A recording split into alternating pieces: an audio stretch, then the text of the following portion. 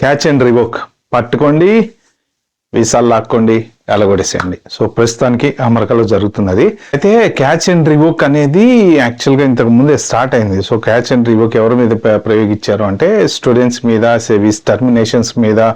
So ఏమన్నా issues ఉన్నా, criminal issues ఉన్నా, అవన్నీ ఏది ఉన్నా సరే వీళ్ళని పట్టుకోండి, ఎలగొడేసేయండి అని చెప్పేసి కొన్ని రోజులు నడిచింది. అది నడిచిన తర్వాత కొంత మళ్ళీ కోర్టులు వచ్చేసి ఇంటర్వ్యూన్ అయింది వాళ్ళ మధ్యలో. అలా ఎలా పంపించేస్తారు స్టూడెంట్స్, వాళ్ళకి రిలీఫ్ ఇవ్వండి అని చెప్తే మళ్ళీ వాళ్ళు సేవీస్ వాళ్ళది మళ్ళీ బ్యాక్ టు నార్మల్ చేశారు. సో ప్రజెంట్ వాళ్ళంతా చదువుకుంటున్నారు, బాగానే ఉంది. బట్ ఏదైనా కానీ ఇది ఎన్ని రోజులు ఉంటుంది సేవీస్ మళ్ళీ మనకు బ్యాక్ వచ్చింది కదా అని మనం ప్రశాంతంగా ఉండటానికి లేదు.